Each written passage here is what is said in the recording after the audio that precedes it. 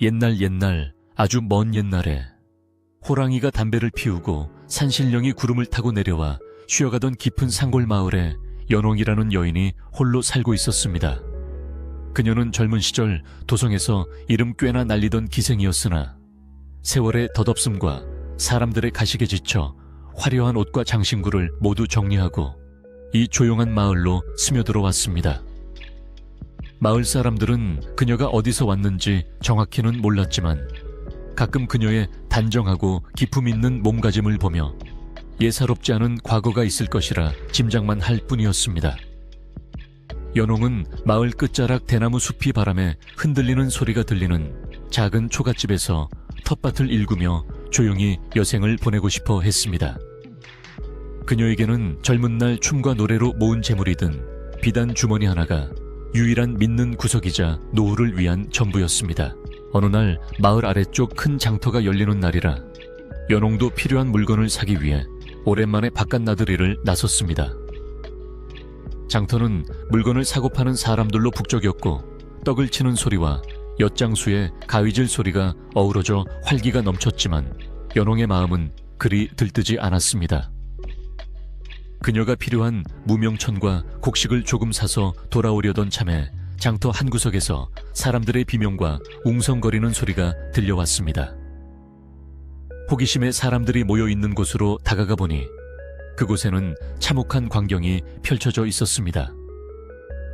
마을에서 제일 가는 부자이자 성질이 고약하기로 소문난 최 부자가 건장하지만 행색이 남루한 머슴 하나를 멍석에 말아놓고 몽둥이로 모질게 매질을 하고 있었던 것입니다. 최 부자는 불그락푸르락한 얼굴로 소리를 지르며 몽둥이를 휘두르고 있었는데 그 이유라는 것이 고작 쌀가마니를 옮기다 실수로 흙바닥에 떨어뜨렸다는 것이었습니다. 구경하는 사람들은 머슴이 불쌍하다고 혀를 찼지만 최 부자의 권세가 무서워 누구 하나 나서서 말리는 사람이 없었습니다. 멍석 안의 머슴은 뼈가 부러질 듯한 매타작을 당하면서도 비명 한 번 지르지 않고 묵묵히 그 고통을 견뎌내고 있었습니다. 연홍은 그 모습을 보며 처음에는 두려움을 느꼈으나 이내 멍석 틈으로 보이는 머슴의 눈빛과 마주치고는 발걸음을 떼지 못했습니다. 피투성이가 된 얼굴 사이로 보이는 그의 눈은 분노나 원망이 아닌 마치 깊은 우물처럼 고요하고도 꺾이지 않는 강인함을 담고 있었기 때문입니다. 연홍은 자신의 가슴 속에서 알 수 없는 뜨거운 것이 치밀어 오르는 것을 느꼈고 그것은 단순한 동정심을 넘어선 어떤 확신과도 같았습니다. 저런 눈빛을 가진 사람은 결코 함부로 대해져서는 안 되며 저 끈기와 침묵 속에 보석 같은 성품이 숨겨져 있을 것이라는 직감이 그녀를 사로잡았습니다. 최 부자가 지쳐서 잠시 숨을 고르는 사이 연홍은 사람들 사이를 헤치고 앞으로 걸어 나갔습니다. 그녀의 갑작스러운 등장에 구경꾼들은 물론이고 씩씩거리던 최 부자조차 놀란 눈으로 그녀를 쳐다보았습니다. 연홍은 떨리는 손을 옷자락 속에 감추고 최대한 침착하고 맑은 목소리로 최 부자에게 그만 매질을 멈추고 그 머슴을 자신에게 팔라고 말했습니다. 최 부자는 기가 막힌다는 듯 코웃음을 치며 다 죽어가는 송장 같은 놈을 사서 어디에 쓰려고 하느냐며 연홍을 조롱했습니다. 그는 이놈은 힘만 세지 둔하고 멍청하여 밥값도 못하는 놈이라며 데려가려거든 값이나 제대로 치르라고 으름장을 놓았습니다. 연홍은 주저하지 않고 품속에서 자신이 평생을 모아온 전 재산이든 비단 주머니를 꺼내어 최 부자 앞에 내려놓았습니다. 그 주머니 안에는 금비녀와 은가락지 그리고 꼬깃꼬깃 모아둔 엽전들이 들어있었는데 이는 그녀가 늙어 죽을 때까지 먹고 살아야 할 생명줄과도 같은 돈이었습니다. 주변 사람들은 연홍기 미쳤다고 수군거렸고 혀를 차며 말리는 노인도 있었지만 그녀의 결심은 흔들리지 않았습니다. 최 부자는 주머니 속의 내용물을 확인하고는 입이 귀에 걸릴 듯이 벌어지며 얼른 돈을 챙기고는 머슴을 풀어주라고 하인들에게 명령했습니다. 멍석이 풀리고 피투성이가 된 머슴 돌쇠가 바닥에 쓰러진 채 거친 숨을 몰아쉬자 연홍은 다가가 자신의 겉옷을 벗어 그의 상처난 등을 덮어주었습니다. 돌쇠는 겨우 고개를 들어 연홍을 바라보았는데 그 눈빛에는 고마움보다는 왜 자신 같은 천한 것 때문에 전 재산을 날렸느냐는 의아함과 죄송함이 서려 있었습니다. 연홍은 아무 말 없이 돌쇠의 부축을 받아 일으켜 세웠고 그 무거운 몸을 자신의 가냘픈 어깨에 기대게 한 채 힘겹게 발걸음을 옮기기 시작했습니다. 장터 사람들의 시선은 따가웠고 뒤에서 들려오는 비웃음 소리는 날카로웠지만 연홍은 귀를 닫고 오직 집으로 돌아가는 길만 생각했습니다. 돌쇠는 덩치가 크고 무거웠지만 다리가 부러진 듯 절뚝거리는 통에 연홍이 거의 그 무게를 온전히 감당해야 했습니다. 마을 어귀를 지나 산비탈에 있는 그녀의 집으로 가는 길은 평소보다 몇 배나 멀고 험하게 느껴졌습니다. 땀이 비오듯 흐르고 숨이 턱끝까지 차올랐지만 연홍은 돌쇠를 길바닥에 눕게 할 수는 없다는 일념 하나로 이를 악물고 버텼습니다. 돌쇠 역시 혼미한 정신 속에서도 자신을 부축하는 여인의 고통을 덜어주려 안간힘을 쓰며 발을 끌었습니다. 마침내 집에 도착했을 때 해는 이미 서산으로 넘어가고 있었고 저녁 노을이 초가집 마당을 붉게 물들이고 있었습니다. 연홍은 돌쇠를 안방이 아닌 건너방 아랫목에 조심스럽게 눕히고는 부엌으로 달려가 물을 끓이고 깨끗한 천을 준비했습니다. 그녀는 기생시절 배운 간단한 의술을 기억해내며 돌쇠의 상처를 닦고 약초를 지식여 붙여주었습니다. 돌쇠의 몸은 성한 구석이 없을 정도로 멍과 상처투성이었지만 뼈대 자체가 굵고 근육이 단단하여 웬만한 장정선옷은 당해낼 기골이었습니다. 연홍은 약을 바르며 이 사람이 건강을 되찾으면 집안일에 큰 도움이 될 것이라 스스로를 위로했습니다. 치료를 마친 연홍기 마루에 걸터앉아 한숨을 돌리자 비로소 자신이 저지른 일이 현실로 다가오기 시작했습니다. 방 안에는 신음하는 낯선 사내가 누워있고 자신의 손에는 땡전 한 푼 남아있지 않다는 사실이 뼈저리게 느껴졌습니다. 쌀독에는 며칠 먹을 양식밖에 남지 않았고 다가올 겨울을 날뗄감도 넉넉하지 않은 상황에서 입 하나가 더 늘어난 것입니다. 게다가 돌쇠가 몸을 추스르고 일어날 때까지는 약값과 보양식이 더 필요할 터이니 앞길이 막막하기만 했습니다. 그러나 연홍은 밤하늘에 하나둘 떠오르는 별을 보며 사람의 목숨을 구한 일이니 하늘이 무너져도 솟아날 구멍은 있을 것이라 마음을 다잡았습니다. 며칠이 지나자 돌쇠는 조금씩 기력을 회복하여 미움을 넘길 수 있게 되었고 연홍은 정성껏 그를 간호했습니다. 돌쇠는 말을 거의 하지 않는 과묵한 성격이었지만 연홍이 방에 들어올 때마다 송구스러운 듯 몸을 일으키려 애썼습니다. 연홍은 그럴 때마다 부드러운 목소리로 아직은 움직이면 안 된다고 타일르며 푹 쉬는 것이 돕는 것이라고 말해 주었습니다. 그녀는 돌쇠가 빨리 낫기를 바라는 마음으로 산에 올라가 약초를 캐오고 아껴두었던 말린 생선을 꺼내 국을 끓여 먹였습니다. 마을 아낙네들이 샘터에서 연홍을 보며 쑥덕거리는 소리가 들려왔지만 그녀는 애써 모른 척하며 묵묵히 자신의 할 일을 했습니다. 어느 날 밤 연홍이 마당에 나와 달을 보고 있는데 방문이 열리며 돌쇠가 비틀거리며 걸어 나왔습니다. 아직 걷는 것이 불편해 보였지만 그는 마당 한가운데로 나와 연홍을 향해 넙죽 큰 절을 올렸습니다. 돌쇠는 굵고 낮은 목소리로 짐승만도 못한 자신을 거두어 주시고 귀한 재산까지 날리게 하여 죽을 죄를 지었다고 말했습니다. 그리고 이 은혜는 목숨이 다하는 날까지 잊지 않고 갚겠으며 마님을 위해 어떤 험한 일이라도 마다하지 않겠다고 맹세했습니다. 연홍은 황급히 다가가 그를 일으키며 자신은 마님이 아니니 그저 편하게 대하라며 그의 투박한 손을 잡아주었습니다.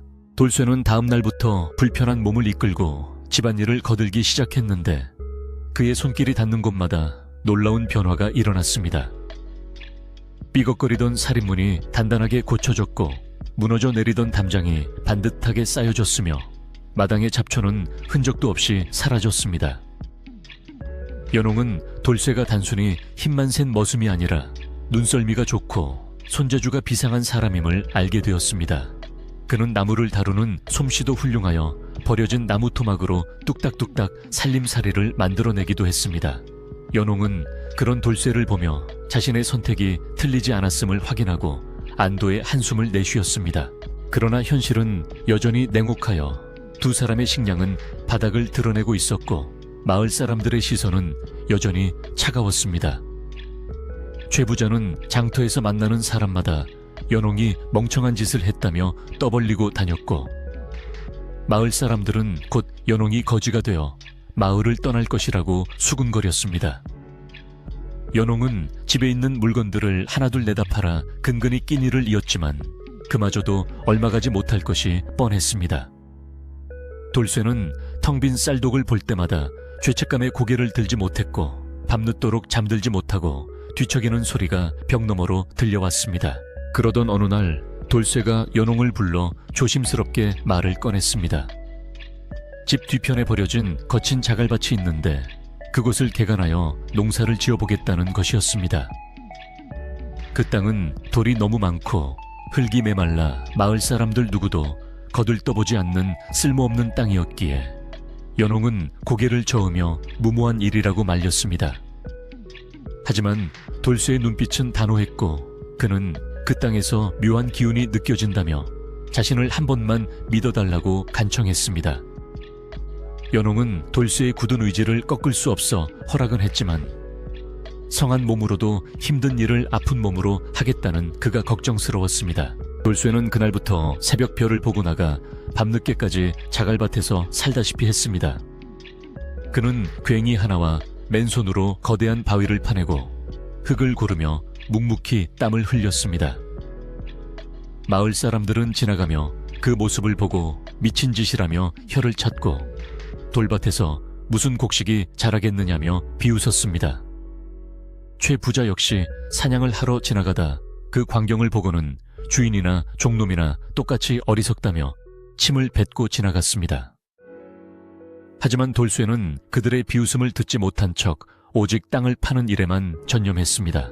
연홍은 돌쇠의 손이 터지고 발이 부르트도록 일하는 모습이 안쓰러워 새참이라도 넉넉히 챙겨주고 싶었지만 가진 것이 없어 맑은 물 한 사발과 찐 감자 몇 알을 내미는 것이 고작이었습니다. 돌쇠는 그것도 감지덕지하며 맛있게 먹었고 먹고 나면 다시 일어나 묵묵히 괭이질을 했습니다. 그의 등에서는 쉴 새 없이 김이 피어올랐고 거친 숨소리는 산골짜기에 메아리 쳤습니다. 연홍은 그런 돌쇠의 뒷모습을 보며 부디 그의 땀방울이 헛되지 않기를 간절히 기도했습니다. 가을 바람이 점점 차가워지고 소리가 내리기 시작하면서 두 사람의 살림은 더욱 궁핍해졌습니다. 땔감을 구할 시간이 부족해 냉방에서 잠을 청해야 했고 끼니를 거르는 날도 많아졌습니다. 연홍의 고운 얼굴은 야위어 같고 돌쇠의 눈은 퀭하게 들어갔지만 자갈밭은 조금씩 밭의 형태를 갖추어가고 있었습니다. 돌쇠가 파낸 돌무더기가 산처럼 쌓였고 그 아래에서 조금씩 검은 흙이 드러나기 시작했습니다.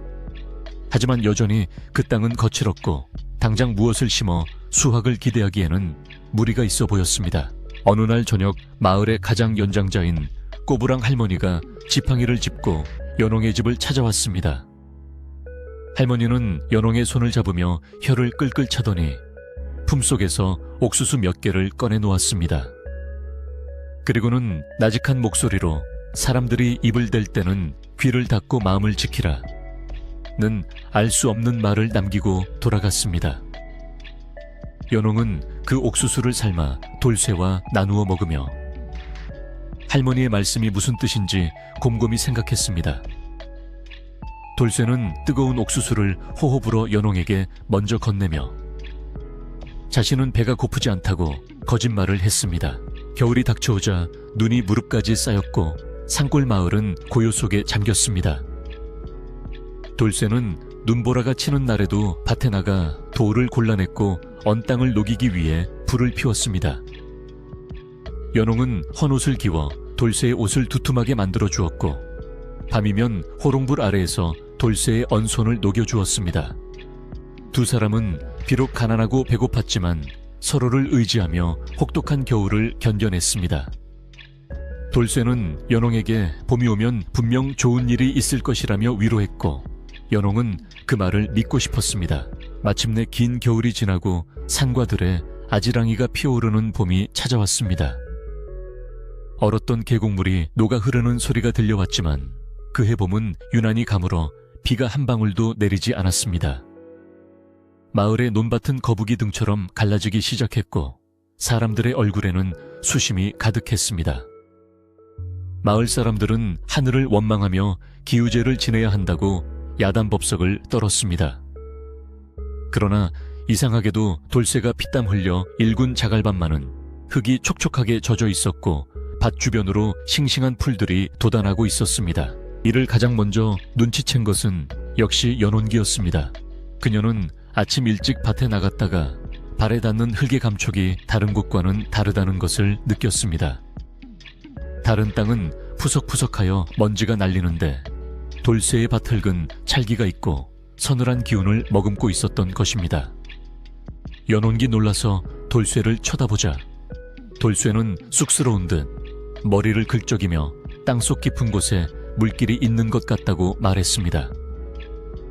그는 어릴 적부터 땅의 소리를 듣는 재주가 있었는데 이 자갈밭 아래에서 희미하게 물 흐르는 소리를 들었다는 것입니다. 소문은 발 없이 천리를 간다고 연홍네 밭이 가뭄에도 마르지 않는다는 이야기가 마을에 퍼지기 시작했습니다. 사람들은 설마 그 돌밭에 물이 있겠느냐며 의심하면서도 혹시나 하는 마음에 하나둘 구경을 하러 몰려들었습니다. 가을 물도 말라가는 판국에 산비탈 자갈밭이 촉촉하다는 것은 기이한 일이 아닐 수 없었습니다. 최 부자도 소문을 듣고 하인들을 대동하여 연홍네 집으로 찾아왔습니다. 그의 눈은 탐욕으로 번들거리고 있었고 무언가 꿍꿍이를 꾸미는 표정이 역력했습니다. 연홍은 몰려든 사람들 앞에서 불안함을 느꼈지만 돌쇠는 태산처럼 버티고 서서 아무런 동요도 보이지 않았습니다. 돌쇠는 묵묵히 괭이를 들고 밭 한가운데 있는 가장 큰 바위 쪽으로 다가갔습니다. 그 바위는 그동안 돌쇠가 전 먹던 힘을 다해도 꿈쩍하지 않았던 거대한 놈이었습니다.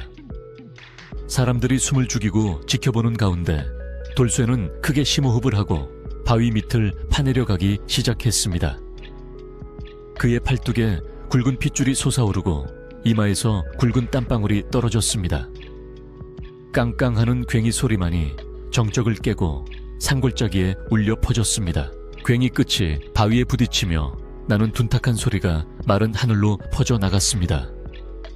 사람들의 시선은 모두 돌쇠의 손끝에 모여 있었고 땀에 젖은 그의 등은 거친 숨을 몰아쉴 때마다 크게 들썩거렸습니다. 마을 사람들은 침을 꼴깍 삼키며 지켜보았는데 그것은 단순한 구경거리를 넘어 생존에 대한 절박함이 담긴 눈빛이었습니다. 가뭄으로 타들어가는 논바닥처럼 사람들의 마음도 메말라 있었기에 혹시라도 저 돌무더기 아래에서 물이 나올지도 모른다는 희망은 그들을 꼼짝 못하게 붙잡아두기에 충분했습니다.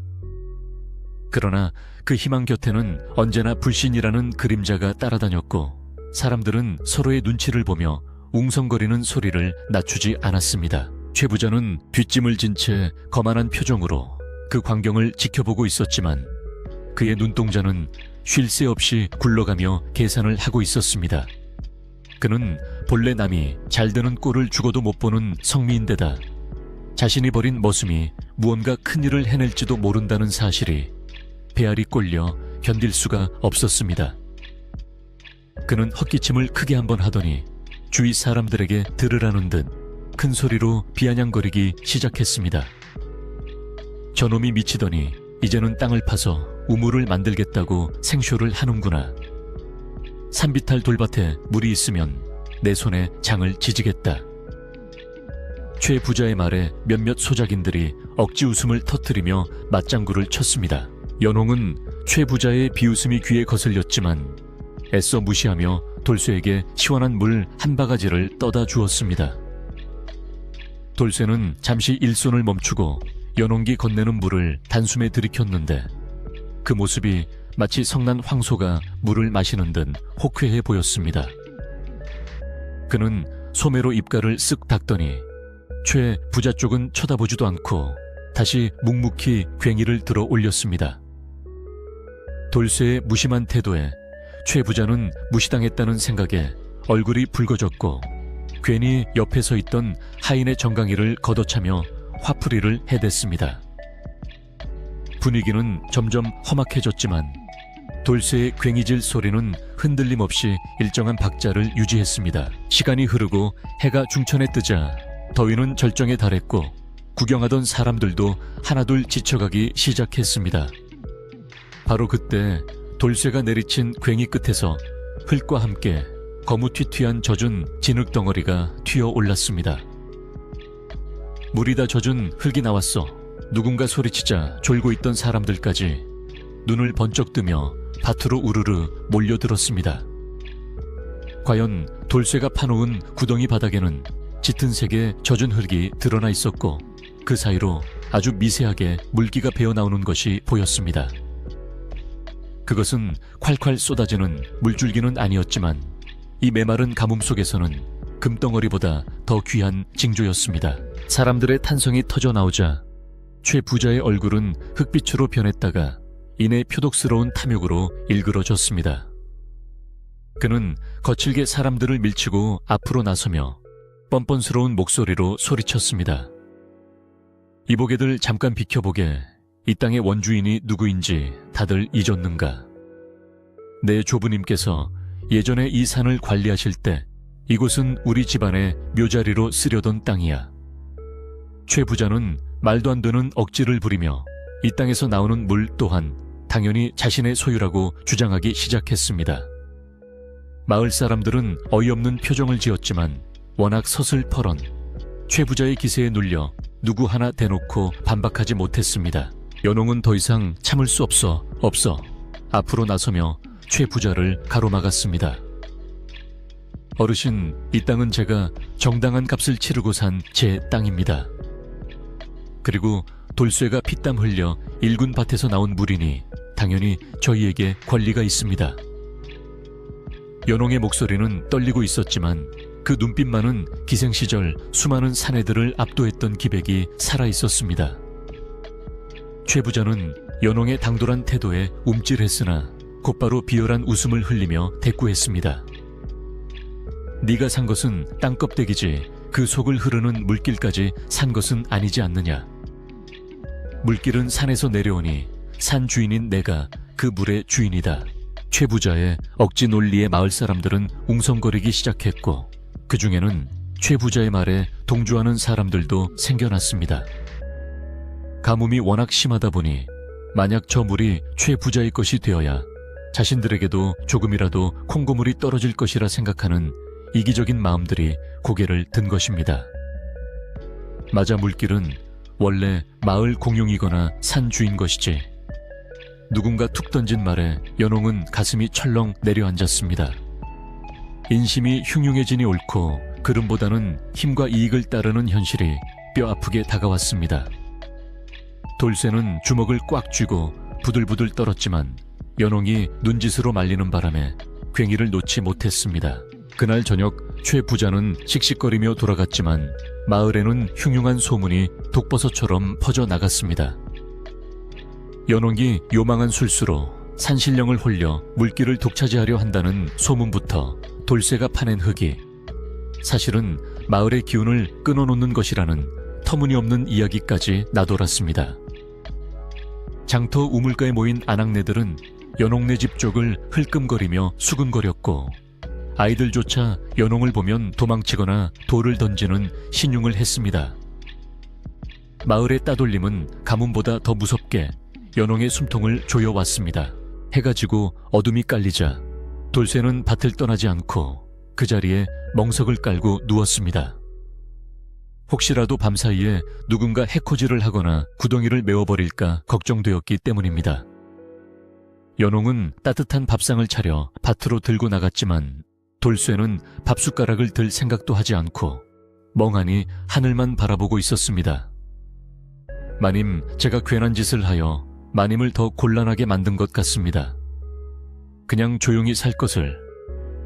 돌쇠의 목소리에는 깊은 자책감이 배어 있었습니다. 연홍은 밥상을 내려놓고 돌쇠 옆에 앉아 밤하늘에 뜬 반달을 바라보며 조용히 고개를 저었습니다. 돌쇠야, 그런 말 말아라.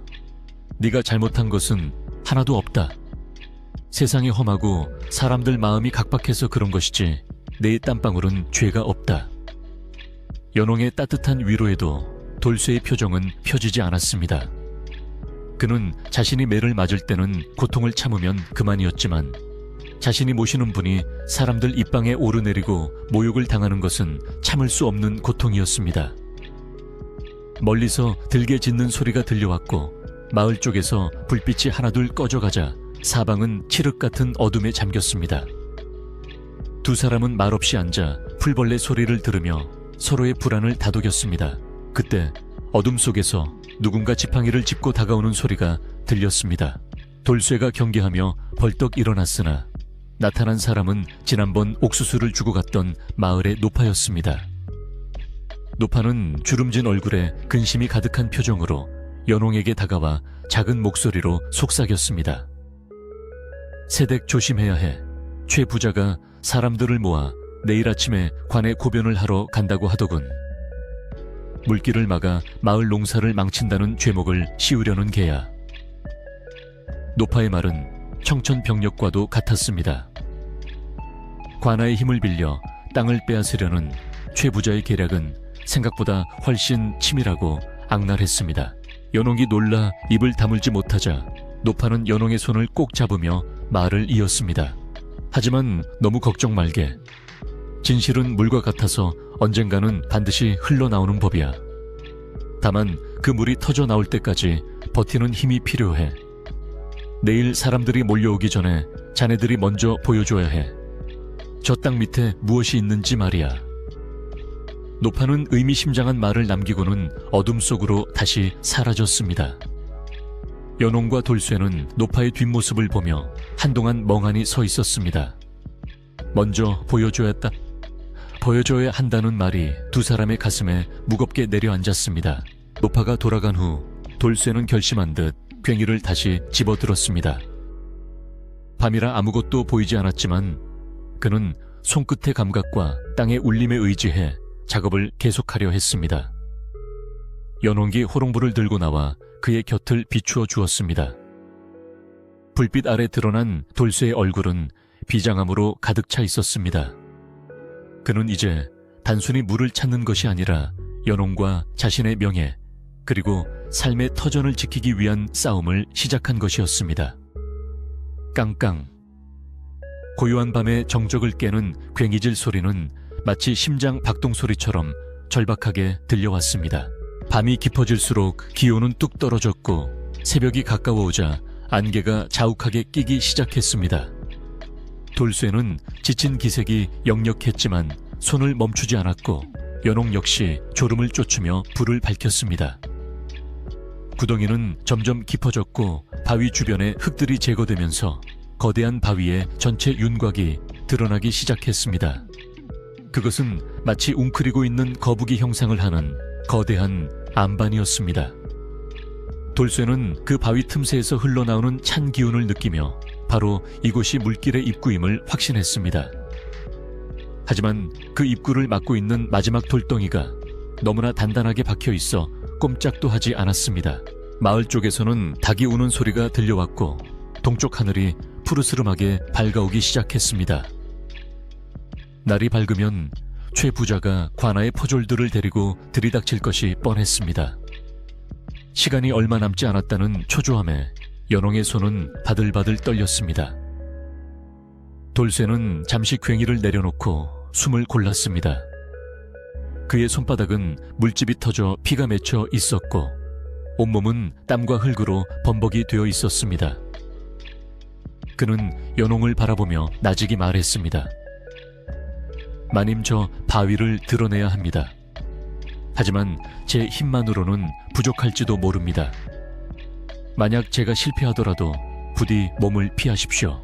연홍은 고개를 세차게 저으며 돌쇠의 옷자락을 잡았습니다. 아니다. 함께 시작한 일이니 끝도 함께 볼 것이다. 내가 도울 일이 있다면 무엇이든 말해라.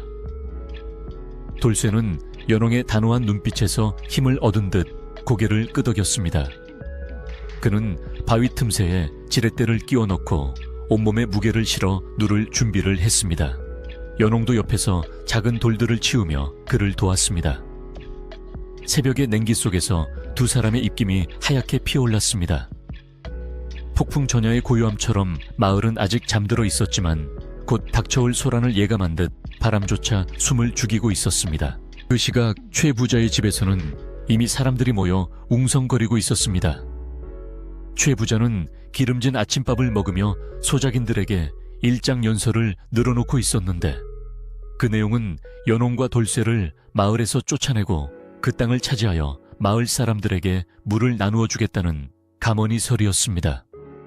어리석은 사람들은 최 부자의 속셈도 모르고 고개를 끄덕이며 낙과 몽둥이를 챙겨 들고 나설 채비를 했습니다.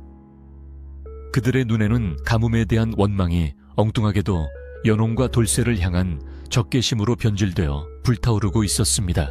돌쇠는 지렛대에 매달려 사력을 다해 힘을 썼지만 바위는 야속하게도 꿈쩍하지 않았습니다.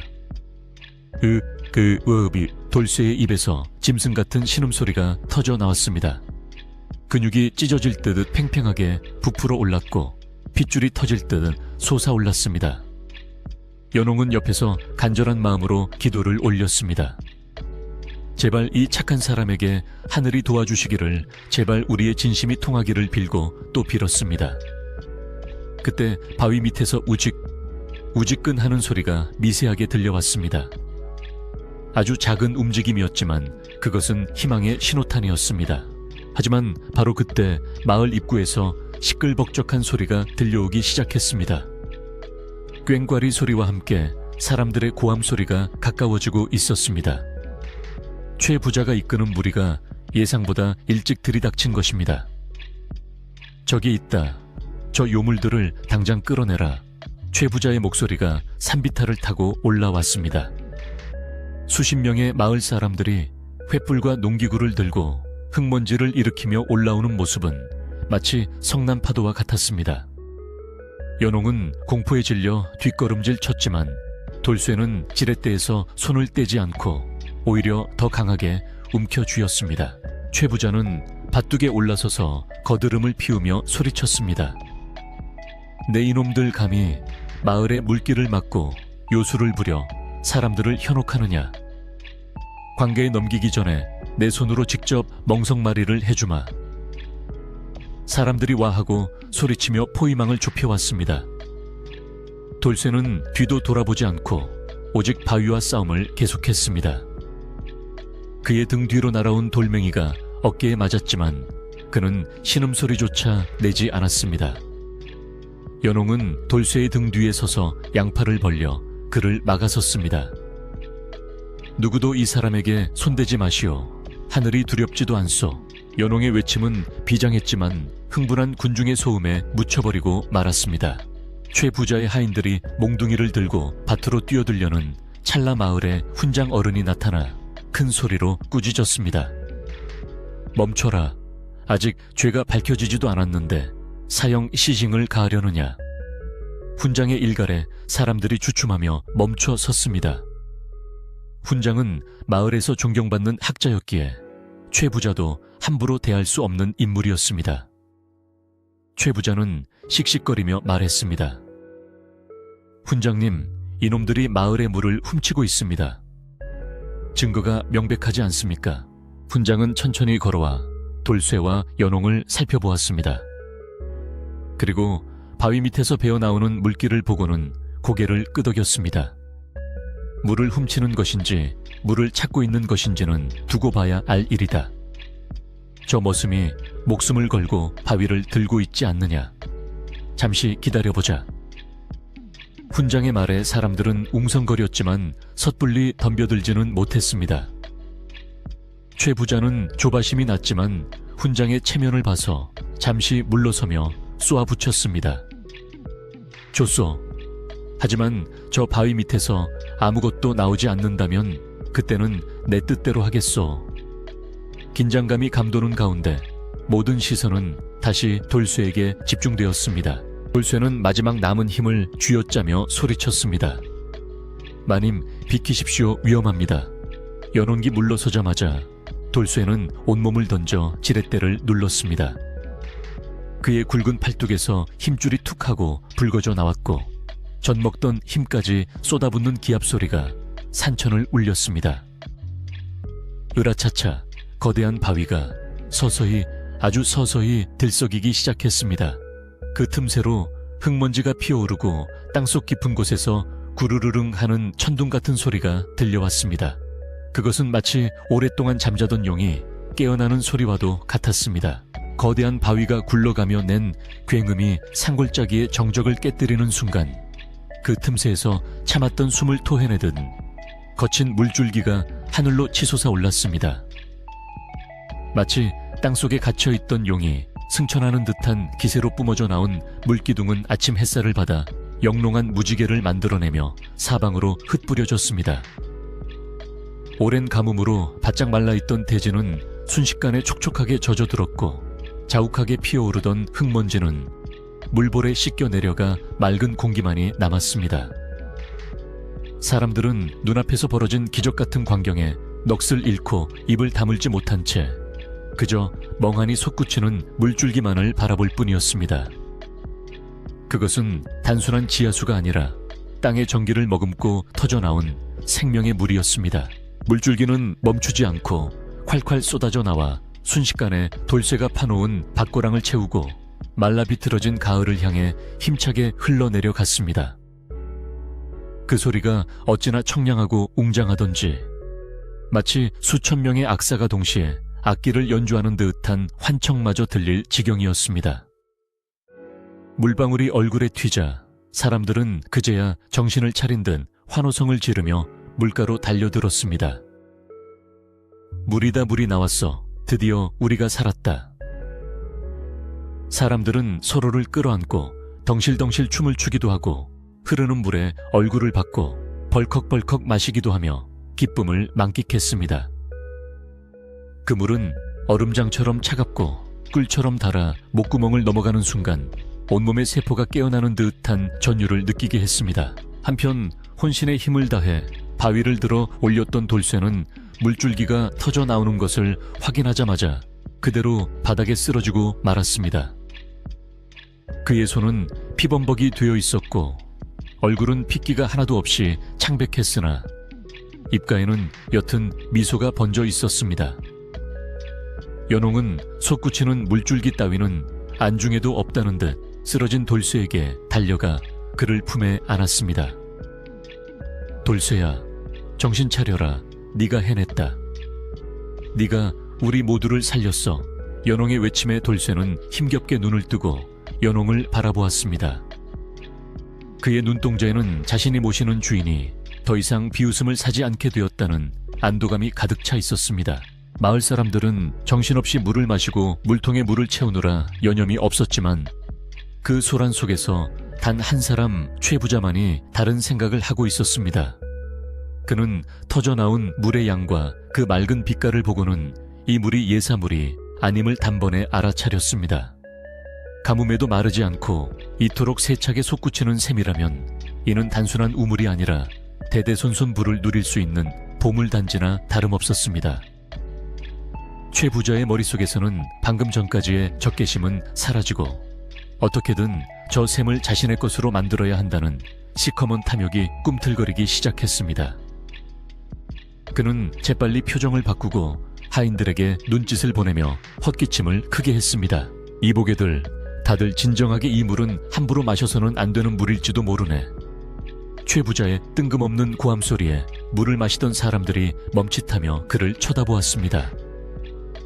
최 부자는 근엄한 표정을 지으며 앞으로 나서더니 마치 큰일이라도 난 것처럼 호들갑을 떨며 말을 이었습니다. 이곳은 내 조상님이 점지해둔 명당터야. 그런데 저 천한 것들이 땅의 혈맥을 함부로 건드려 지맥을 끊어놓았으니 이 물은 땅이 피를 토하는 것이나 마찬가지란 말일세. 재수 없는 물을 마셨다가는 마을에 큰 우환이 닥칠지도 몰라. 그의 말은 터무니없었지만 미신을 두려워하는 마을 사람들의 마음 한구석을 파고들기에 충분했습니다. 연홍은 최 부자의 뻔뻔스러운 작태에 기가 막혀 말이 나오지 않았습니다. 방금 전까지만 해도 물이 나오지 않으면 멍석마리를 하겠다고 위협하던 사람이 이제는 물이 나오니 저주받은 물이라며 사람들을 선동하고 있었기 때문입니다. 연홍은 돌쇠를 바위에 기대어 앉혀두고 벌떡 일어나 최 부자를 노려보았습니다. 어르신 말씀을 삼가십시오. 이 물이 어째서 재앙이란 말입니까? 목마른 사람들을 살리는 생명수입니다. 보십시오. 시들어가던 풀들이 물을 머금고 다시 일어서는 것을요. 어찌 하늘이 주신 선물을 두고 저주라 하십니까? 연홍의 당당한 반박에 몇몇 사람들은 고개를 끄덕이며 동조하는 기색을 보였습니다. 그러나 최 부자는 눈 하나 깜짝하지 않고 오히려 목소리를 높였습니다. 어허, 요망한 것이 어디서 어른 말에 토를 다느냐? 네가 감히 풍수지리를 논할 주제가 되느냐? 내가 데려온 직관이 말하기를 이곳은 건드리면 안 되는 금기된 땅이라 했다. 내 놈들이 내 땅을 망쳐놓았으니 당장 이 밭을 내놓고 마을을 떠나거라. 그게 마을을 위하는 길이다. 최 부자는 억지 논리를 펴며 은근슬쩍 땅에 대한 소유권을 주장했습니다.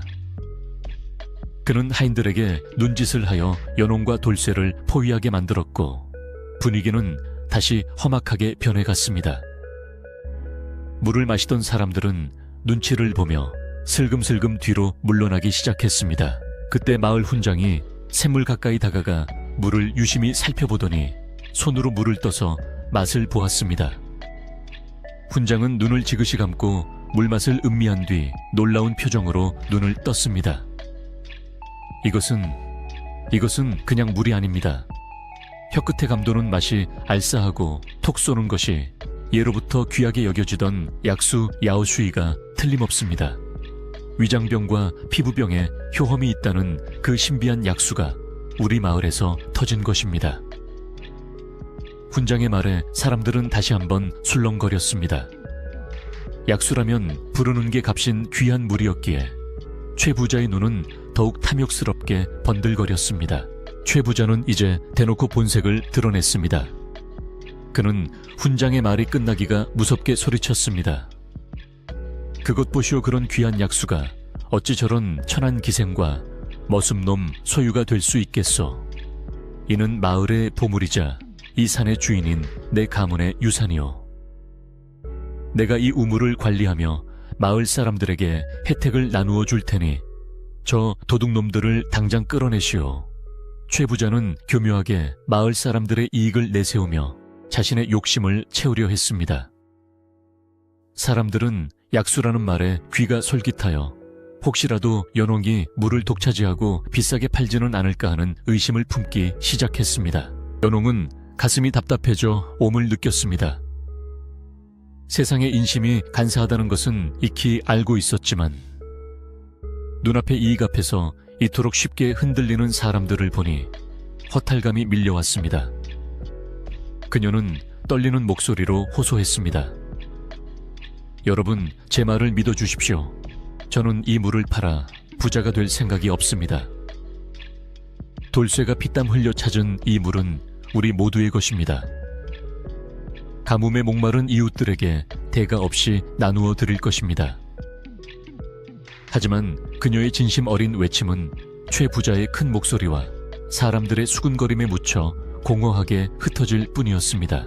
최 부자의 사주를 받은 왈패 하나가 나서서 분위기를 조장했습니다.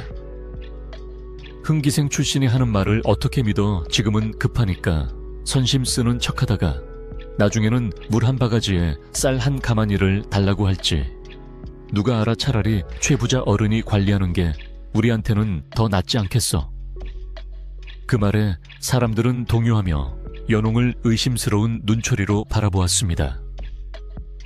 연홍은 억울함에 눈물이 핑 돌았지만 약해진 모습을 보이면 끝장이라는 생각에 입술을 깨물며 버텼습니다. 그녀의 뒤에는 아직 몸을 가누지 못하는 돌쇠가 있었기에 물러설 곳이 없었습니다. 상황이 연홍에게 불리하게 돌아가자 최 부자는 회심의 미소를 지으며 하인들에게 명령했습니다. 자, 뭘 꾸물거리고 있느냐. 당장 저것들을 끌어내고 밭 주변에 울타리를 쳐라. 오늘부터 이 약수터는 최간의 소유임을 선포한다.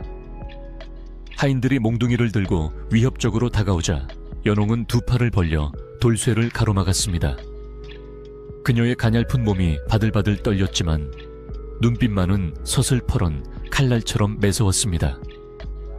내 집에서 한 발자국만 더 들어오면 내 혀를 깨물고 죽어서라도 귀신이 되어 너희를 용서치 않겠다. 그녀의 결기, 어린 외침에 하인들이 주춤했습니다. 이때 바위 곁에 힘없이 쓰러져 있던 돌쇠가 비틀거리며 일어섰습니다. 그는 젖은 흙투성이가 된 몸을 이끌고 연홍의 앞으로 걸어나와 마치 거대한 산처럼 그녀를 등 뒤로 감추었습니다.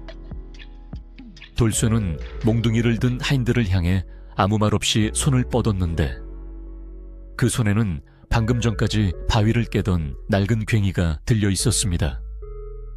그의 눈빛은 고요했지만 그 깊은 곳에서는 범접할 수 없는 살기가 느껴졌습니다. 돌쇠가 한 걸음 내딛자 하인들은 기세에 눌려 뒷걸음질을 쳤습니다. 돌쇠는 낮고 굵은 목소리로 입을 열었습니다. 주인님을 건드리는 자는 이 괭이로 바위를 쪼개듯 가만두지 않겠다.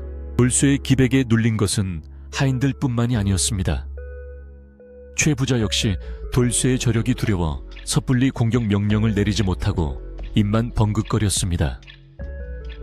마을 사람들은 숨을 죽이고 이 일촉즉발의 대치를 지켜보았습니다.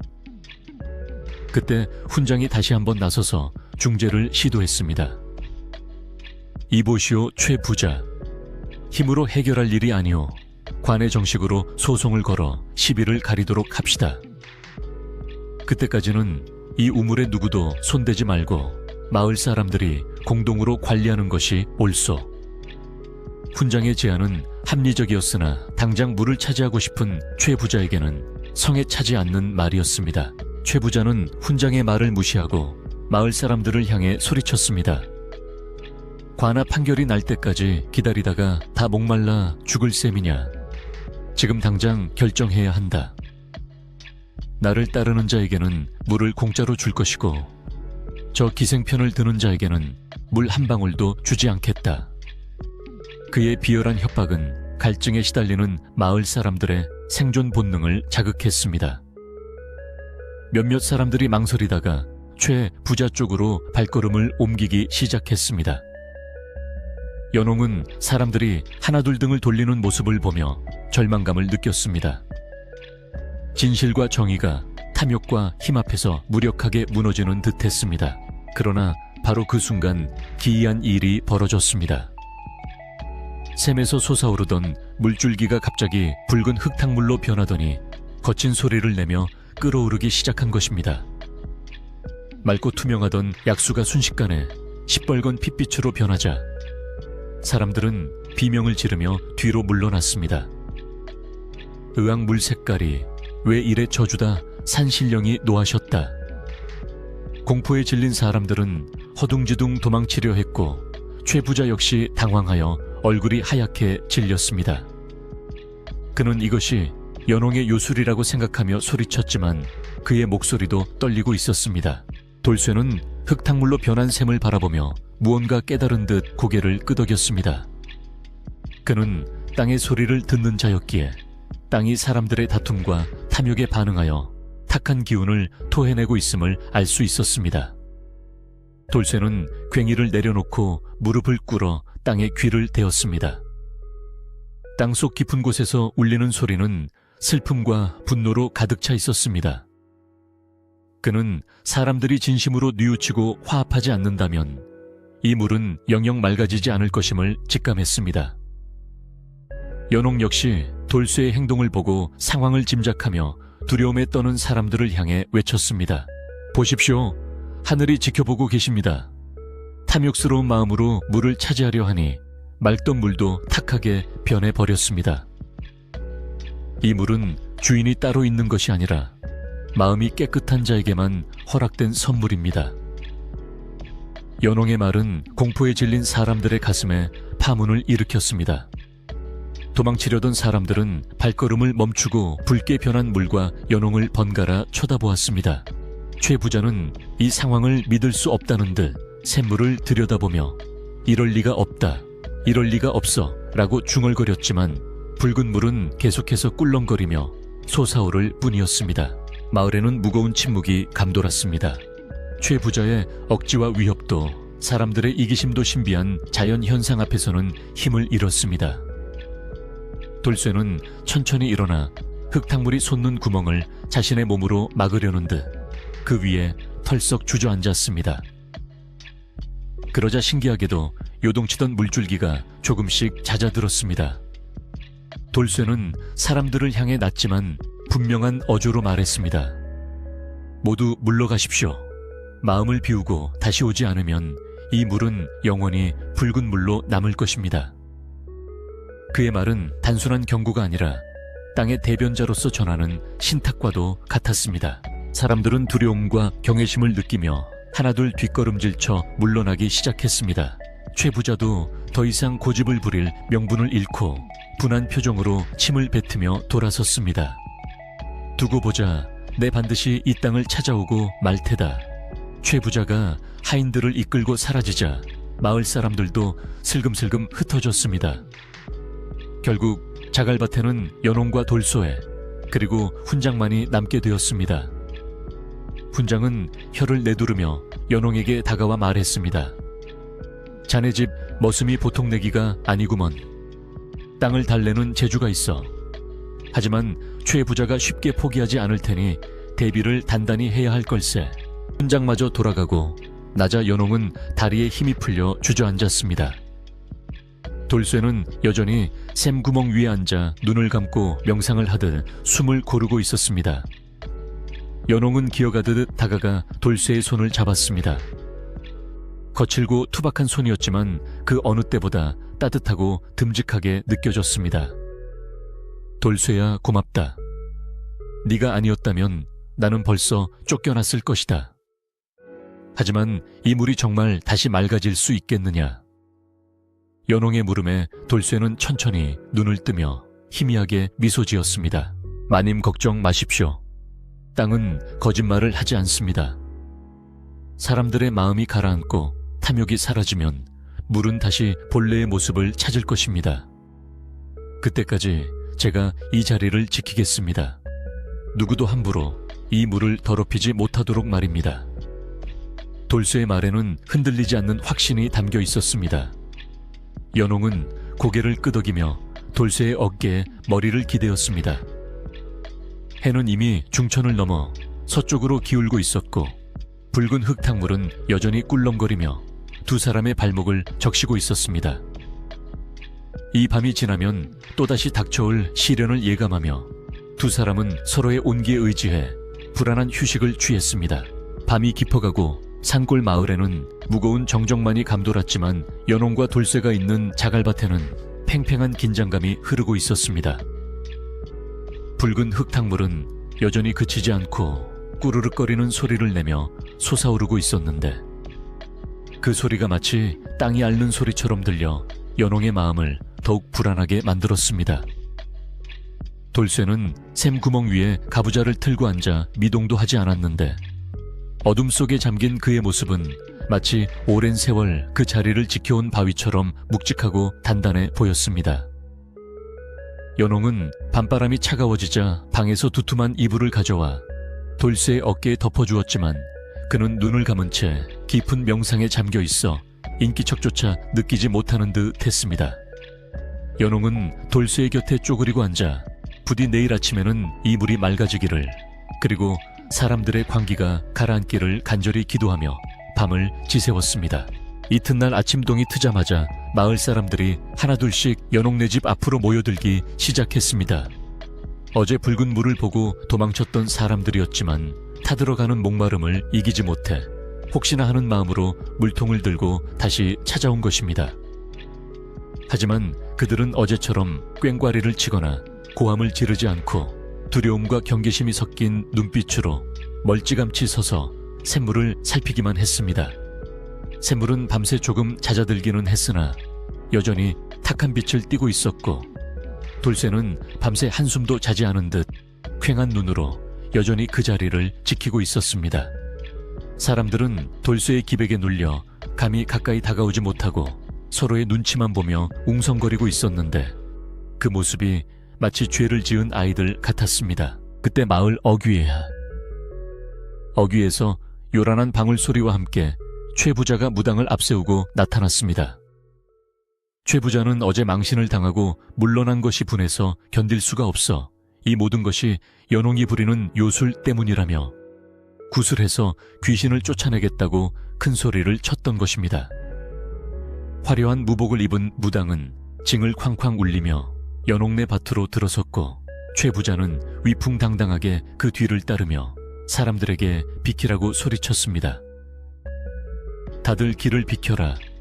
내 오늘 이 요망한 기운을 싹 걷어내고 맑은 물을 찾아낼 것이니. 최 부자의 등장은 조용히 물을 기다리던 마을 사람들을 다시 한번 술렁이게 만들었고, 불안한 기운이 감돌았습니다. 무당은 샘물 앞에 제사상을 차리고 펄쩍펄쩍 뛰며 굿을 시작했습니다. 날카로운 쇳소리와 무당의 괴이한 주문소리가 산골짜기를 울리자 잠잠하던 샘물이 다시 부글부글 끓어오르기 시작했습니다. 무당은 쌀을 뿌리고 칼을 휘두르며 돌쇠에게 저리 비키라고 위협했지만, 돌쇠는 태산처럼 앉아 눈길 한번 주지 않았습니다. 무당이 더욱 격렬하게 방울을 흔들며 돌쇠의 머리 위에서 춤을 추자, 연홍은 혹시라도 돌쇠가 해를 입을까봐 가슴이 조마조마했습니다. 그러나 돌쇠는 마치 투명 인간을 대하듯 무당의 구판을 철저히 무시했고, 오히려 그 고요함이 무당의 길을 누르는 듯한 묘한 상황이 연출되었습니다. 한참을 뛰던 무당이 갑자기 비명을 지르며 뒤로 나자빠졌습니다. 무당은 사시나무 떨듯 떨며 최 부자를 향해 소리쳤습니다. 어르신, 여기는 제가 건드릴 수 있는 곳이 아닙니다. 이 땅에는 이미 강력한 주인이 버티고 있어 제 실력이 통하지 않습니다. 저기 앉아있는 저 사람은 그냥 사람이 아니라 당신이 보호하는 장사입니다. 무당의 뜻밖의 말에 최 부자의 얼굴이 불그락푸르락해졌습니다. 돈을 주고 데려온 무당이 오히려 적을 두둔하는 꼴이 되었으니 기가 찰 노릇이었습니다. 최 부자는 홧김에 제사상을 발로 차며 무당에게 욕을 퍼부었습니다. 에이, 쓸모없는 것. 네가 돈을 더 받으려고 수작을 부리는구나. 최 부자가 난동을 부리자 앉아있던 돌쇠가 천천히 몸을 일으켰습니다. 그가 일어서자 거대한 그림자가 최 부자를 덮쳤고, 소란스럽던 굿판은 순식간에 찬물을 끼얹은 듯 조용해졌습니다. 돌쇠는 낮고 엄숙한 목소리로 입을 열었습니다. 이곳은 신성한 물이 솟는 곳입니다. 더러운 탐욕과 시끄러운 소음으로는 물을 얻을 수 없습니다. 땅은 거짓을 싫어하고 물은 주인의 마음을 비추는 법입니다.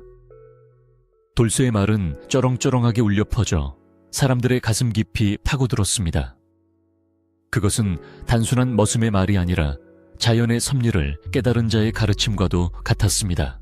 최 부자는 돌쇠의 기세에 눌리면서도 자존심 때문에 물러서지 않고 대들었습니다. 내 이놈 어디서 훈계 지르냐.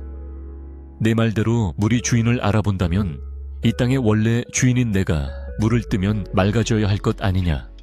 내가 직접 보여주마. 최 부자는 하인에게서 표주박을 뺏어 들고 샘물로 성큼성큼 걸어갔습니다. 그는 자신이 물을 뜨면 당연히 맑아질 것이라 믿고 싶었고, 만약 그렇지 않더라도 억지로라도 맑다고 우길 심산이었습니다. 마을 사람들은 숨을 죽이고 최 부자의 행동을 지켜보았고, 연홍은 두 손을 모으고 결과를 기다렸습니다. 최 부자가 샘물에 다가가자 이상하게도 물에서 고약한 썩은 내가 진동을 하기 시작했습니다. 최 부자는 코를 막으며 인상을 찌푸렸지만 사람들의 시선이 있어 멈출 수가 없었습니다. 그가 표주박을 물에 담그는 순간 흙탕물이 마치 살아있는 것처럼 튀어올라 그의 비단옷을 더럽혔습니다. 최 부자가 뜬 물은 시커먼 진흙 덩어리와 다를 바 없었고 그 안에는 썩은 나뭇가지와 오물들이 섞여 있었습니다. 이게 뭐야? 내 놈들이 무슨 조화를 부린 개냐? 최 부자는 당황하여 표주박을 집어던지며 고래고래 소리를 질렀지만 그의 몰골은 이미 우스꽝스럽게 변해 있었습니다. 사람들 사이에서 킥킥거리는 웃음소리가 새어나왔습니다. 평소 최 부자의 위세에 눌려 길을 펴지 못하던 마을 사람들이 흙탕물을 뒤집어 쓰고 방방 뛰는 최 부자의 모습을 보며 통쾌함을 느낀 것입니다. 최 부자는 얼굴이 홍당무처럼 빨개져서 어쩔 줄을 몰라 했습니다. 돌쇠는 그런 최 부자를 싸늘하게 바라보며 말했습니다. 마음이 탁한 자에게는 물도 탁하게 보이는 법입니다. 욕심을 버리지 않으면 이 물은 한 방울도 마실 수 없을 것입니다. 돌쇠의 말에 최 부자는 할 말을 잃고 부들부들 떨기만 했습니다. 그의 권위는 땅에 떨어졌고 더 이상 사람들을 선동할 힘을 잃어버렸습니다. 그때 돌쇠가 시선을 돌려 군중 속에 서 있는 촌장의 며느리를 바라보았습니다. 그녀는 갓난아기를 업고 있었는데 아이가 목이 말라 보채자 어쩔 줄 몰라 하며 발을 동동 구르고 있었습니다. 돌쇠는 부드러운 목소리로 그녀를 불렀습니다. 아기 어머니 이리 오십시오. 아이가 목이 마른 것 같으니 와서 물을 먹이십시오. 여인은 주저하며 최 부자의 눈치를 보았지만 아이의 울음소리에 용기를 내어 조심스럽게 샘으로 다가왔습니다. 사람들이 모두 숨을 죽이고 지켜보는 가운데 여인은 떨리는 손으로 바가지에 물을 담으려 했습니다. 놀라운 일이 벌어졌습니다. 여인이 샘물에 손을 뻗자마자 시커멓던 흙탕물이 순식간에 가라앉고 바닥이 훤히 비칠 정도로 투명한 물로 변하는 것이었습니다. 여인이 떠올린 바가지에는 아침 이슬처럼 맑고 깨끗한 물이 찰랑거리고 있었습니다. 세상에 물이 맑아졌어. 정말 기적이네 기적이야. 사람들이 탄성을 지르며 환호했습니다. 여인은 감격하여 아이에게 물을 먹였고 아이는 꿀꺽꿀꺽 물을 마시더니 금세 울음을 그치고 방긋 웃었습니다. 여인도 남은 물을 마셔보고는 정말 달고 시원해요. 마치 꿀물 같아요. 라고 말하며 눈물을 흘렸습니다. 이 광경을 지켜본 마을 사람들은 더 이상 의심하지 않았습니다. 이 샘물은 주인의 마음을 가리고 착한 사람에게는 복을 주지만 악한 사람에게는 벌을 주는 영물, 링부이 이미 증명된 것입니다. 사람들은 앞다투어 최 부자를 비난하기 시작했습니다. 최 부자 때문에 우리가 귀한 물을 못 마실 뻔했어. 욕심쟁이가 마을을 망칠 뻔했네. 사람들의 비난이 빗발치자 최 부자는 쥐구멍이라도 찾고 싶은 심정이었습니다. 그는 슬금슬금 뒷걸음질 치다가 하인들의 등 뒤로 숨어버렸고 결국 도망치듯 마을 아래로 내려가 버렸습니다. 최 부자가 사라지자 마을 사람들은 연홍과 돌쇠에게 다가와 머리를 조아리며 사죄했습니다. 저희가 어리석어 최 부자의 꼬임에 넘어갔습니다. 부디 용서해 주십시오. 훈장 어른도 앞으로 나와 정중하게 고개를 숙였습니다. 자네들이야말로 진정한 이 땅의 주인이네. 우리 마을을 살려주어 정말 고맙네. 연홍은 사람들의 사과를 받으며 눈시울이 붉어졌습니다. 그동안의 서름과 고생이 눈 녹듯 사라지는 것 같았습니다. 그녀는 사람들에게 미소 지으며 말했습니다. 괜찮습니다. 목마름이 오죽했으면 그러셨겠습니까? 자, 이제 모두 줄을 서서 물을 받아가세요. 물은 충분합니다. 돌쇠는 묵묵히 바가지를 들고 사람들에게 일일이 물을 떠주었습니다. 그의 표정은 여전히 무뚝뚝했지만 손길만은 더없이 정성스러웠습니다. 사람들은 돌쇠가 건네주는 물을 보물처럼 받아들고 연신 고맙다는 인사를 했습니다. 물을 마신 사람들은 하나같이 고질병이 낫는 것 같다며 신기해했고 굽은 허리가 펴지는 것 같다는 노인들도 있었습니다. 소문은 삽시간에 퍼져 이웃 마을 사람들까지 물동이를 이고 찾아왔지만 샘물은 아무리 퍼내어도 줄어들지 않고 계속해서 맑은 물을 뿜어냈습니다. 연옥내 마당은 물을 받으러 온 사람들로 장사진을 이루었고 웃음꽃이 피어났습니다. 오후가 되자 마을 사람들은 누가 시키지도 않았는데 각자 집에서 가져온 음식을 꺼내놓기 시작했습니다. 감자, 옥수수, 떡김치 등 가난한 살림에 아껴두었던 음식들이 연옥내 마당에 쌓였습니다. 물값이라 생각하고 받아주게. 우리 정성이네. 마을 아낙네들은 연홍의 손을 잡고 고마워하며 그동안 따돌렸던 것을 진심으로 미안해했습니다. 연홍은 사람들의 따뜻한 마음에 감동하여 음식들을 모아 큰 잔치를 벌였습니다. 마당에 멍석이 깔리고 사람들은 둘러앉아 음식을 나누어 먹으며 이야기꽃을 피웠습니다. 최 부자가 흩트려 놓았던 마을의 인심이 약수 한 사발에 다시 끈끈하게 이어졌습니다. 장정들은 돌쇠를 도와 무너진 담장을 다시 쌓고 비바람에 낡은 연홍의 집 지붕을 고쳐주었습니다. 이런 귀한 분들이 사는 집이 허술해서야 되겠나. 우리가 새 집처럼 만들어주겠네. 사람들은 뚝딱뚝딱 망치질을 하며 즐겁게 일했습니다. 돌쇠는 사양했지만 사람들의 열의를 꺾을 수 없어 또저 함께 흙을 반죽하고 나무를 날랐습니다.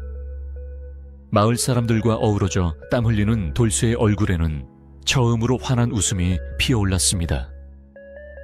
그는 더 이상 매맞는 머슴도 천대받는 하인도 아닌 마을의 영웅이자 듬직한 이웃으로 인정받고 있었습니다. 해질 무렵이 되자 연홍의 집은 몰라보게 단정해졌습니다. 울타리는 튼튼하게 세워졌고 마당은 평평하게 다져졌으며 샘터 주변에는 돌을 쌓아 근사한 우물이 만들어졌습니다.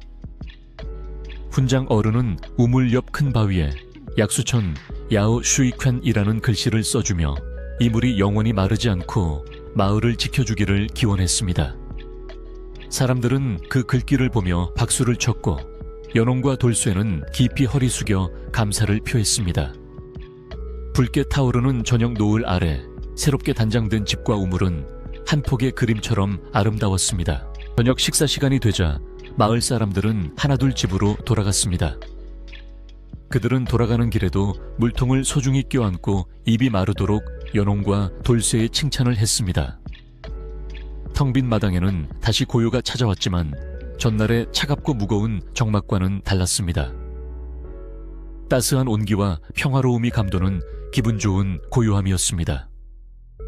연홍은 툇마루에 앉아 깨끗해진 마당과 찰랑거리는 우물을 바라보며 안도의 한숨을 내쉬었습니다. 돌쇠야, 정말 고생 많았다. 이제야 다리 뻗고 잘 수 있겠구나. 연홍의 말에 돌쇠는 쑥스러운 듯 머리를 긁적였습니다. 돌쇠는 부엌으로 들어가 아궁이에 불을 지폈습니다. 타닥타닥 장작 타는 소리가 정겹게 들려오고 굴뚝에서는 하얀 연기가 피어올랐습니다. 연홍은 마을 사람들이 주고 간 쌀로 밥을 짓고 싱싱한 채소로 반찬을 만들었습니다. 오랜만에 맡아보는 갓 지은 밥 냄새가 코끝을 간지럽혔습니다. 상을 차려 마주 앉은 두 사람의 얼굴은 촛불 아래에서 붉게 빛났습니다. 비록 화려한 반찬은 없었지만 그 어떤 진수성찬보다 맛있고 귀한 밥상이었습니다. 돌쇠는 밥 한 그릇을 뚝딱 비우고는 연홍에게 조심스럽게 물었습니다. 마님, 이제 행복하십니까? 연홍은 숟가락을 내려놓고 돌쇠를 지그시 바라보았습니다. 그래, 행복하다. 비단 옷을 입고 춤을 출 때보다 금가락지를 낄 때보다 지금이 훨씬 행복하구나. 이 모든 게 내 덕분이다. 연홍의 진심 어린 말에 돌쇠의 눈가가 촉촉해졌습니다. 그는 평생 천대만 받고 살아왔기에 누군가에게 행복을 줄 수 있다는 사실이 믿기지 않을 만큼 벅찼습니다. 두 사람은 밤이 늦도록 도란도란 이야기를 나누며 앞으로 펼쳐질 날들에 대한 희망을 그렸습니다.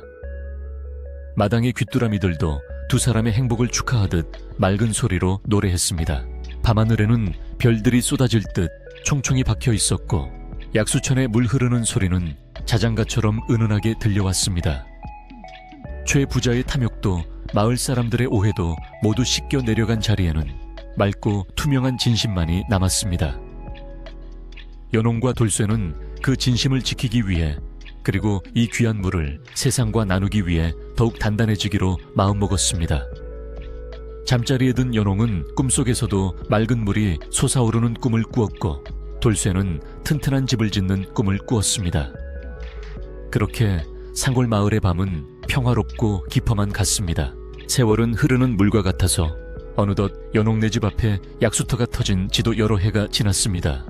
처음에는 마을 사람들만 아름아름 찾아오던 약수터였으나 그 효험이 입에서 입으로 전해지면서 소문은 삽시간에 천리밖 도성까지 퍼져 나갔습니다. 피부병에 걸린 사람이 씻으면 살결이 배곡같이 고와지고 속병을 앓던 사람이 마시면 체중이 쑥 내려간다는 이야기는 과장이 아니었습니다. 전국 팔도에서 사람들이 구름처럼 몰려들었고, 한적했던 상골 마을은 몰려드는 사람들로 인해 매일 장날처럼 활기가 넘쳤습니다. 연홍의 집 앞마당은 물동이를 든 사람들로 인산인해를 이루었지만, 연홍은 단 한 번도 물값을 받지 않고 누구에게나 공평하게 물을 내어주었습니다. 사람들은 연홍의 넓은 마음씨에 감복하여 그냥 돌아가지 않았습니다. 병이 나은 사람들은 쌀가마니를 지고 와서 마당에 내려놓았고, 비단을 짜는 아낙네들은 고운 비단피를 몰래 툇마루에 두고 가기도 했습니다. 어떤 장사꾼은 돈꾸러미를, 어떤 농부는 제철 과일과 채소를 가져다 주어 연홍의 집 창고는 비을 새가 없이 가득 찼습니다. 연홍과 돌쇠가 굳이 재물을 탐하지 않았음에도 재물은 마치 자석에 이끌리듯 그들의 집으로 굴러 들어왔습니다. 가난하여 끼니를 걱정하던 시절은 예시하기가 되었고, 두 사람은 마을에서 그 누구도 부러워하지 않을 만큼 큰 부자가 되어 있었습니다. 연홍은 쌓여가는 재물을 보며 자만하지 않고 오히려 그것을 어떻게 하면 의미 있게 쓸까 고민했습니다. 그녀는 돌쇠와 상의하여 집 옆에 큼지막한 행랑채를 새로 지었습니다. 멀리서 병을 고치러 왔으나 돈이 없어 잘 곳을 구하지 못하는 병자들과 가난한 나그네들을 위해 무료로 숙식을 제공하기 위해서였습니다. 물은 고이면 썩지만 흐르면 만물을 살립니다. 재물 또한 물과 같아서 흘려보내야 탈이 없습니다. 연홍의 말에 돌쇠는 깊이 공감하며 직접 목재를 나르고 톱질을 하여 튼튼하고 따뜻한 집을 지었습니다. 행랑채의 아궁이에는 사시사철 불이 꺼지지 않았고, 따뜻한 밥 짓는 냄새가 끊이지 않았습니다. 마을의 풍경도 연홍 덕분에 몰라보게 달라졌습니다. 찾아오는 손님들이 많아지자 마을 사람들도 덩달아 바빠졌습니다. 어떤 집은 국밥을 팔고, 어떤 집은 집신을 팔아 살림이 넉넉해졌고, 마을길은 넓고 평탄하게 닦였습니다. 예전에는 가난과 가뭄에 찌들어 서로를 헐뜯고 시기하던 마을 사람들이었으나, 곳간에서 인심난다고 살림이 피니 마음에도 여유가 생겼습니다. 사람들은 모이기만 하면 연홍과 돌쇠를 칭송했고, 마을에 대소사가 있을 때마다 제일 먼저 연홍을 찾아와 의논하고 지혜를 구했습니다. 연홍은 더 이상 천대받는 기생 출신이 아니라 마을의 정신적 지주이자 존경받는 어른으로 자리 잡았습니다. 반면 욕심을 부리다 망신을 당했던 최부자의 가세는 날이 갈수록 기울어만 갔습니다. 마을 사람들의 인심을 잃은 것은 물론이고, 소장농들도 하나둘 그의 곁을 떠나 연홍네 밭을 일구거나 장사를 하러 나갔기 때문입니다. 게다가 하늘이 벌을 내린 것인지 최부자의 논밭에만 병충해가 들끓어 흉작이 계속되었고, 집안에는 우환이 끊이지 않았습니다. 최부자는 뒤늦게 땅을 치며 후회했지만 이미 엎지른 물을 주워 담을 수는 없었습니다. 결국 그는 견디다 못해 빚잔치를 하고 밤을 틈타 도망치듯 마을을 떠나 어디론가 사라져 버렸습니다. 사람들은 그의 초라한 뒷모습을 보며 인과응보라 혀를 찼습니다. 돌쇠 역시 세월의 흐름 속에 많이 변했습니다. 처음 연홍기 장터에서 데려왔을 때에 주눅들고 상처 입은 모습은 온데간데 없었고, 이제는 누구보다 듬직하고 기품 있는 집사의 모습이었습니다. 그는 좋은 옷을 입고 하인들을 부릴 위치가 되었지만 결코 거드름을 피우거나 게으름을 피우지 않았습니다. 여전히 새벽같이 일어나 약수터를 청소하고 텃밭을 가꾸며 행랑채에 머무는 병자들의 안부를 살폈습니다. 또한 그는 밤마다 틈틈이 글을 익혀 장부를 정리하고 서책을 읽을 수 있게 되었습니다. 그를 깨우친 돌쇠의 눈빛은 더욱 깊어졌고 그의 말 한마디 한마디에는 무게와 지혜가 실렸습니다. 어느 날 고을 원님이 이 마을의 순시를 나왔다가 약수터의 명성을 듣고 연홍의 집을 방문하게 되었습니다. 원님의 행차 소식에 마을 사람들은 바짝 긴장했지만 연홍과 돌쇠는 당당하고 예의 바르게 원님을 맞이했습니다. 원님은 정갈하게 정돈된 집안과 맑은 약수 그리고 병자들을 돌보는 행랑채를 둘러보고 큰 감동을 받았습니다. 원님은 연홍에게 그대는 비록 여인의 몸이지만 그 덕행은 사대부 장부 못지않도다. 이 샘물은 그대의 맑은 마음을 닮아 영원히 마르지 않을 것이다. 라고 칭찬하며 친히 적선지가 지산지자라는 현판을 써서 하사했습니다. 원님이 다녀간 후 연홍의 명성은 더욱 높아졌습니다. 이제 누구도 그녀의 과거를 들추거나 험담하는 사람은 없었습니다. 사람들은 그녀를 약수터 마님 또는 연홍 아씨라고 부르며 극진히 대접했습니다.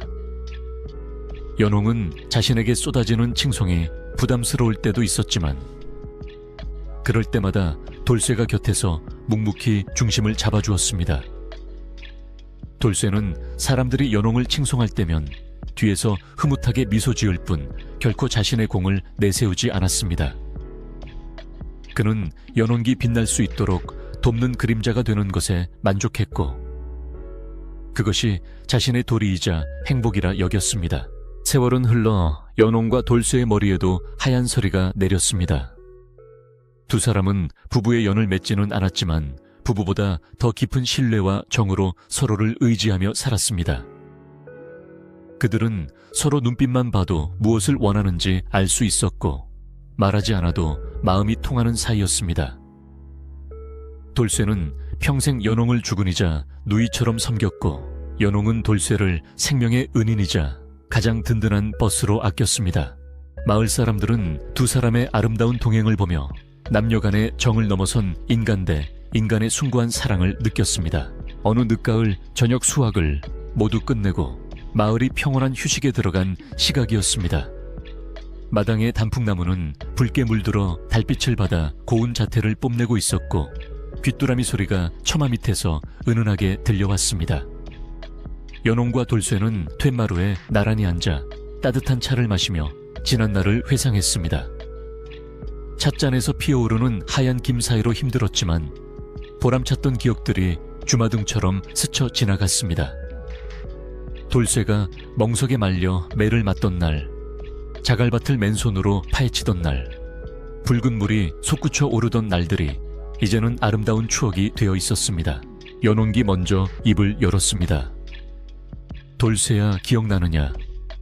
우리가 처음 이 집에 왔을 때 쌀독이 텅 비어 며칠을 굶었던 일을. 그녀의 목소리는 잔잔한 물결처럼 평온했습니다. 돌쇠는 찻잔을 내려놓으며 껄껄 웃었습니다. 어찌 있겠습니까? 그때 마님께서 주신 감자 몇 알이 제 평생 먹은 음식 중 가장 맛있는 것이었습니다. 두 사람은 서로를 바라보며 빙그레 미소 지었습니다. 늙어 주름진 얼굴이었지만 그 미소만큼은 소년소녀처럼 해맑고 순수했습니다. 그들의 얼굴에는 고된 세월이 만들어낸 훈장 같은 주름과 함께 베풀며 살아온 삶이 주는 평화로움이 깃들어 있었습니다. 돌쇠가 잠시 밤하늘을 올려다보다가 나직이 말했습니다. 마님, 저는 참으로 복받은 놈입니다. 천한 머슴으로 태어나 짐승처럼 살다갈 팔자였는데 마님을 만나 사람 대접을 받고 이렇게 훌륭한 집에서 늙어가니 말입니다. 이 모든 것이 마님의 은덕입니다.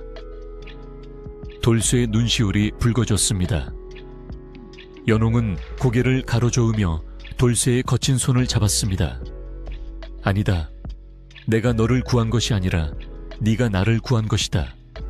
네가 없었다면 나는 외로움에 지쳐 쓰러졌거나 세상의 비웃음을 견디지 못하고 떠났을 것이다. 네가 내 삶의 지팡이가 되어주었기에 오늘이 있는 것이다. 두 사람은 잡은 손에 힘을 주며 서로의 온기를 느꼈습니다. 마당 한가운데 있는 약수터에서는 여전히 맑은 물이 퐁퐁 솟아오르는 소리가 들려왔습니다. 쪼로록 퐁, 쪼로록 퐁. 그 소리는 마치 두 사람의 심장 박동 소리처럼 규칙적이고 편안했습니다. 그 물은 앞으로도 오랫동안 아마도 두 사람이 세상을 떠난 뒤에도 계속 흘러 목마른 사람들의 갈증을 채워주고 병든 사람들을 위로해 줄 것입니다. 그들이 남긴 것은 금은 보화가 아니라 마르지 않는 샘물과 그 샘물에 깃든 따뜻한 이야기였습니다. 바람이 불어와 낙엽이 마당을 뒹굴었지만 춥다기보다는 오히려 상쾌하게 느껴지는 밤이었습니다. 연홍은 돌쇠의 어깨에 담요를 덮어주며 말했습니다. 밤이 깊었구나. 내일은 마을 사람들과 떡을 만들어 나눠 먹기로 했으니 이만 들어가 쉬자꾸나. 돌쇠는 고개를 끄덕이며 자리에서 일어났습니다. 그는 연홍이 방으로 들어가는 것을 끝까지 지켜보고 마당을 한 바퀴 둘러보며 문단속을 했습니다. 늙은 돌쇠의 발걸음은 느려졌지만 여전히 든든하고 빈틈이 없었습니다. 집안의 불빛이 하나둘 꺼지고 고요한 어둠이 집을 감싸 안았습니다. 산골 마을의 밤은 깊어만 같고 하늘의 별들은 보석처럼 반짝이며 이 평화로운 집을 비추고 있었습니다. 욕심을 버리고 서로를 귀하게 여긴 두 사람의 이야기는 바람을 타고 산 너머 멀리까지 전해졌습니다. 그리고 사람들은 잠들기 전 아이들에게 이 이야기를 들려주며 진정한 부자는 재물이 많은 사람이 아니라 마음이 넉넉한 사람이라는 것을 가르쳐 주었습니다. 연홍과 돌쇠는 따뜻한 아랫목에 누워 샘물 흐르는 소리를 자장가 삼아 평화로운 꿈나라로 여행을 떠났습니다.